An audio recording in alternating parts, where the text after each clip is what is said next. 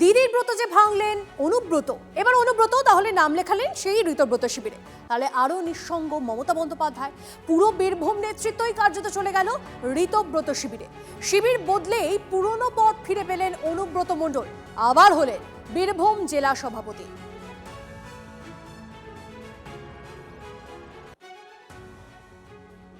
বীরভূমে তো important figure সেই জায়গায় উনি কি আপনাদের সাথে? নিশ্চয়ই আমাদের সঙ্গে তো আছি, তবে আজকে শরীর বোধহয় খারাপ কোনো কারণে, যার জন্য জ্বরটা মনে হয়। অনুব্রত দা বীরভূমে তো ইম্পর্টেন্ট ফিগার সেই জায়গায় উনি কি আপনাদের সাথে? আপনাদের সবার নিশ্চয়ই মনে আছে, অতীতে কেষ্টর প্রতি অগাধ আস্থা ছিল মমতার। কেষ্টর কোনো অন্যায় দেখতেই পেতেন না তৎকালীন মুখ্যমন্ত্রী। অনুব্রত জেলে গেলেও তাকে বীর বলতে পিছপা হননি মমতা। এই তো কেষ্ট বসে আছে, ওর পেছনে কেউ কেউ লাগে নানা রকম ভাবে, কিন্তু ভালো সংগঠক, ভালো কাজ করে আমি জানি। কেষ্টর মতো এত সাহায্যকারী ছেলে আমি খুব কম দেখেছি। যতদিন কেষ্ট ফিরে না আসছে লড়াই আরো 3 গুণ বাড়বে। বীরের সম্মান দিয়ে ওকে জেল থেকে বের করে আনবেন, ঠিক আছে?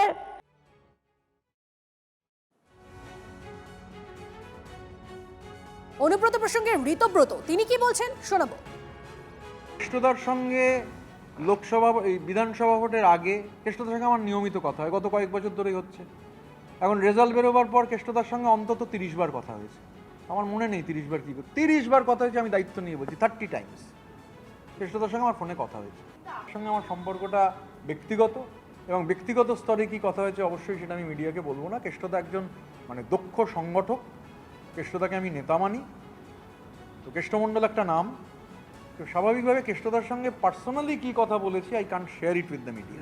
আপনারা অপেক্ষা করুন না কেন, আগামীকাল দুধে দুধ পানিতে পানি হয়ে যাবে। কালকের দিন পর্যন্ত অপেক্ষা করুন। ভোটে ভরাডুবির পর অনুব্রত মণ্ডল তিনি কি বলেছিলেন মমতা বন্দ্যোপাধ্যায় প্রসঙ্গে শোনাবো। দেখুন, মমতা ব্যানার্জি একা হয়েছে, মমতা ব্যানার্জি একা হয়েছে, খারাপ লাগছে। কেন মমতা ব্যানার্জিকে ভালোবাসতাম আমি, কেন অনেকজনাই ভালোবাসতাম, কিন্তু মমতা ব্যানার্জি শেষ দিকে কার পাল্লায় পড়লো আমরা বুঝতে পারলাম। একটু জেগে ঘুমাই, জেগে ঘুমালে দলের তো এই অবস্থায় হবে। আজ ভরা ডুবি হলো আইফেক, মিসগাইড করলো আইফেক, দুনিয়ার লোকের কাছ থেকে টাকা তুললো আইফেক। যেমন এবারে যেমন আমাকে ভোটের দায়িত্ব দেয়নি, তাহলে আমার একবারই আমার ভোট করতে যাওয়ার দরকার কি আছে? জেল থেকে আসার পর তো রাজনীতি করা বন্ধ করে দিয়েছিল। এ তো আমি দিদিকেও জানে, সবাই জানে রাজনীতি করা বন্ধ করে দিয়েছে। তখন তো অন্যজনের হাতে ঘি খেয়েছে, আমার হাতে ঘি খায় না। ওনার পার্টিতে আর কেউ থাকবেন না, ওনার চোট চিটিংবাজ দলে কোনো নেত্রী থাকবে না, সবাই চলে যাবে। আর তৃণমূল পার্টিটা লন্ঠন হয়ে গেছে, আস্তে আস্তে নিভে যাবে। কেউ রাখবে না, চোরদের সঙ্গে কেউ থাকবে না, চোরদের সঙ্গে কোনো দলই থাকবে না, কোনো লোকই থাকবে না। তৃণমূল দলটা অ্যাকচুয়াল মমতা বন্দ্যোপাধ্যায় তো সেইভাবে যে প্রকৃত কর্মী কারা বা নেতা কারা সেটাই তো উনি বুঝতে পারেন না বা বুঝতে পারেননি। হ্যাঁ, যারা চোর চিটিংবাজ তাদেরকে সেরকম দায়িত্বে রেখেছেন বা তারা সেইভাবে কাজ করেছেন বলেই তো আজকে দলের এই অবস্থা। হাত ছেড়ে দেওয়া বলতে মুহূর্তের মতো জায়গা নেই। যে দিদির যে ডাল ধরবে, যে থাকবে সামনে, তারই তো কিছু নেই। তো সে আর দিদির সঙ্গে থাকার তো তার কোনো ব্যাপার নেই। দিদি আর ও তো একই ব্যাপার। টাকা পয়সা আমরা জানি যে বীরভূমের যেভাবে গেছে ওই তো মেন মাথা ছিল, সমস্ত টাকা পয়সা ও কালীঘাটে দিয়েছে, সবটাই টোটাল সবাই জানে। এখন আর ওদের কোনো জায়গা নেই। সরকারি ক্ষমতায় বাঘ ছিলেন, এখন বিড়াল হয়ে গেছেন। তো উনি ঋতব্রত তৃণমূলেই নাম লেখান, আর ওনার মা ছিলেন মমতা বন্দ্যোপাধ্যায়, আর ওনার তৃণমূলেই থাকুক। উনি আর বাঘ হয়ে ফিরবেন না, উনি বিড়ালই থাকবেন। বিড়াল যেমন পোষে মানুষে, সেরকম ভাবে ওনার নাম দিয়ে প্রত্যেক ঘরে বিড়াল পুষবে। আর বীরভূমের বুকে মমতাপন্থী তৃণমূল খুঁজে পাওয়া যাবে না। এটা খুব বড় ব্যাপার না যে অনুব্রত মণ্ডল কেন চলে গেল মমতা ঘনিষ্ঠ। তো মমতা ঘনিষ্ঠ কারা ছিল না, সবাই তো চলে গেছে। কাকলি ঘোষ দস্তিদার থেকে শুরু করে সবাই চলে গেছে। ফলে এদের শেল্টার ওটা। বিজেপি যেমন ওদেরকে সামনে রেখে পেছন থেকে সরকারটাই এসছে, সেরকম বিজেপির এটা দায়িত্বের মধ্যে পড়ে এই অংশটাকে আবার শেল্টার দিয়ে তাদেরকে বাঁচানো আর কি। রাজনীতিতে রোজ পরিবর্তন হয়, কাল কী হবে আমরা জানি না, আর সেটা আমাদের জানার দরকারও নাই। বর্তমান যে ভারতীয় জনতা পার্টি সরকার সে কাজ করছে, মানুষ খুশি আছে। তো কমপক্ষে নিজেদের মধ্যে লড়াই না করে সরকারের সঙ্গে থাকুন, যাতে পশ্চিমবাংলার উন্নয়ন এত বছর আটকে ছিল সেটা যেন ঠিকঠাক হয়, আইন ব্যবস্থা যেন ঠিকঠাক হয়। বিরোধিতা করতে গিয়েও একসঙ্গে থাকতে পারছেন না, সেখানে পরস্পর বিরোধী হয়ে যাচ্ছেন। তো এটা তো ঠিক নয়।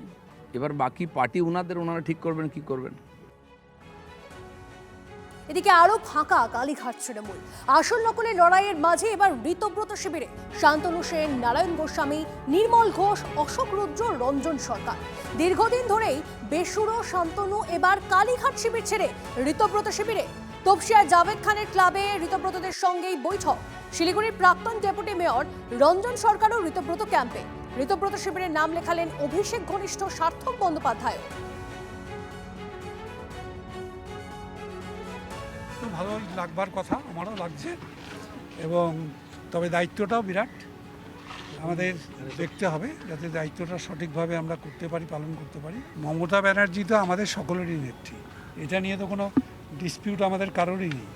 কিন্তু যে কোনো কারণেই হোক আমাদের নেত্রীর সঙ্গে একটা আমাদের সকলেরই ডিফারেন্স অফ ওপিনিয়ন হয়েছে।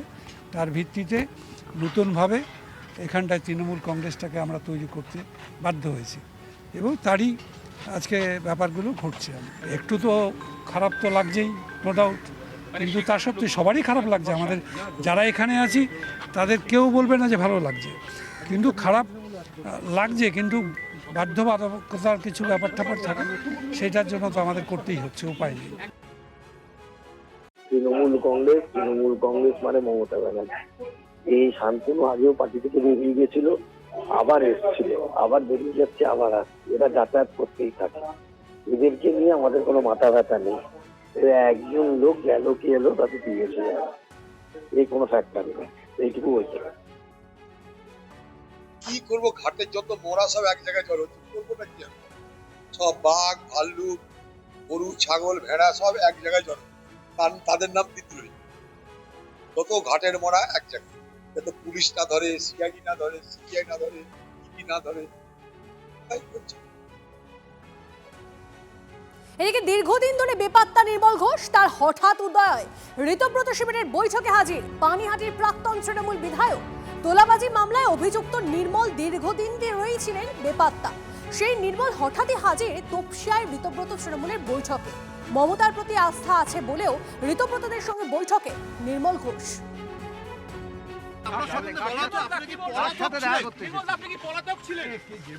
বলতে দাও, আমি তো তোমাদের বিরুদ্ধে কখনো বলি না যে আমি পলাতক বলে দিয়েছি। যে যা বলছে বলতে দাও। নির্মল ঘোষ কি মমতার উপর আস্থা রাখতে পারলেন না? আমি এই কথা তো আসছি কি করে?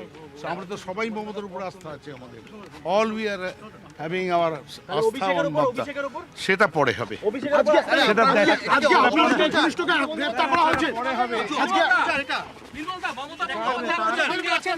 মমতার সঙ্গে আমাদের হৃদয়, আমাদের প্রাণ আছে। আর বাকিটা অভিষেক কি হবে সেটা কন্টেস্টিং ক্যান্ডিডেট, পলিটিক্যাল সিচুয়েশনে কে কোথায় আছে সেটা রাজনীতি। আপনি কি গা ঢাকা দিয়েছিলেন? কেন গা ঢাকা দেবো? না, এরকম একটা উঠছে যে আপনাকে পাওয়া যাচ্ছে না। তোমায় কে বলেছে? কেউ? আপনার কনস্টিটিউয়েন্সি থেকে আসছে। কে বলছে? একটা লোকের নাম বলো। আপনার কনস্টিটিউয়েন্সি আপনাকে পাওয়া যাচ্ছে তো এখনো প্রাক্তন বিধায়ক নির্মল ঘোষ তিনি আজকে এসেছিলেন। ওনার ব্যাপারে কোনো সিদ্ধান্ত হয়নি, উনি এসেছিলেন, কিন্তু কোনো সিদ্ধান্ত আমরা এখনো গ্রহণ করিনি। না, আমরা আপনাকে ক্যাটেগরিক্যালি বললাম। আমি দেখুন নির্মল ঘোষের নাম যখন বলেছি আবার উল্লেখ করে দিয়েছি পশ্চিম মেদিনীপুর, যাতে কোনো সংশয়ের অবকাশ না থাকে। আপনি যার কথা বলছেন তার সম্পর্কে কোনো সিদ্ধান্ত গৃহীত হয়নি, আমরা কোনো আলোচনা করিনি। তিনি এসেছিলেন। এদিকে এই নির্মল ঘোষেরই ঘনিষ্ঠ এক কাউন্সিলর, সে আবার তোলাবাজির অভিযোগে গ্রেপ্তার। একাধিক তোলাবাজি ও জমি জবরদখলের অভিযোগে গ্রেপ্তার করল খড়দা থানার পুলিশ। ধৃত হিমাংশু দেব, সে এই বিধায়ক নির্মল ঘোষের ঘনিষ্ঠ বলেই পরিচিত। কেন ধরলো?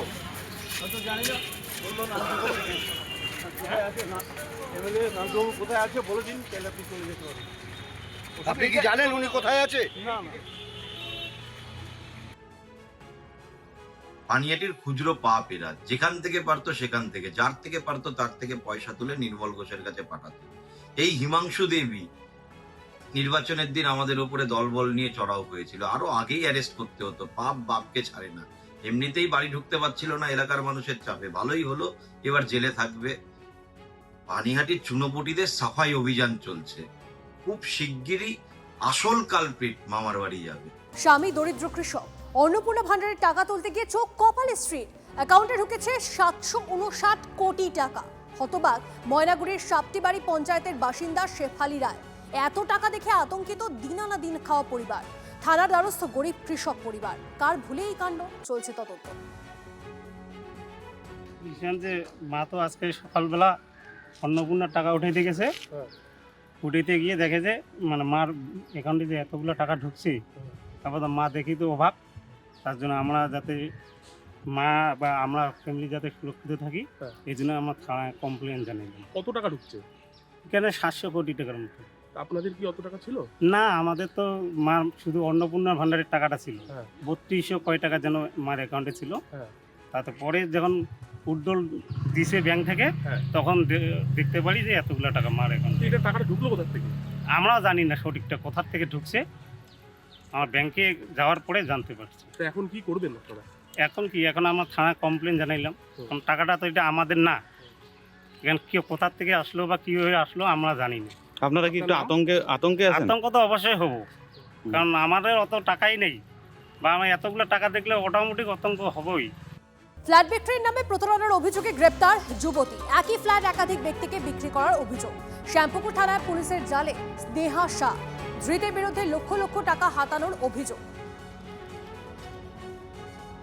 ইনি একটি ফ্ল্যাট প্রথমে এগ্রিমেন্ট করেছিলেন একজনের সাথে, তারপরে আবার আরেকজনের সাথে এগ্রিমেন্ট করেছেন, কিন্তু আলটিমেটলি ফ্ল্যাটটা বেচেছেন আরেকজনকে। একই ফ্ল্যাট 3 জনের সাথে এগ্রিমেন্ট করে আলটিমেটলি অন্য একজনকে বেচেছিলেন, এবং যারা অলরেডি এগ্রিমেন্ট করে রেখেছিলেন আগে থেকে তারা চিটেড হয়েছে এবং তারা আজকে এফআইআর করেছে। এগ্রিমেন্টের সাথে টাকাও নিয়েছেন, এবং সেগুলো খুব হাই অ্যামাউন্ট। একজনের কাছে 10 লাখ টাকা নিয়েছিলেন, একজনের কাছে 14 লাখ টাকা নিয়েছিলেন। এর সাথে ইনার মা ছিলেন, যেহেতু ইনারা ফ্ল্যাট ওনার, তো ইনাদের সাথে এগ্রিমেন্ট হয়েছিল, যারা অ্যাকিউজ পার্সন। তো মা ছিলেন, মা বোধহয় মারা গেছেন, এখন she is the sole accused.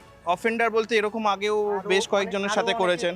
এই মামলাটা একজন করেছেন, আরেকটি মামলা অলরেডি ডিফ্যাক্টো কমপ্লেন, সে রাজীব, সে তার নাম এসছে, তার সাথেও সেম ঘটনা আগে হয়েছে। পুলিশ 5 দিনের কাস্টাডি চেয়েছে, 5 দিনেরই পুলিশ কাস্টাডি গেছে।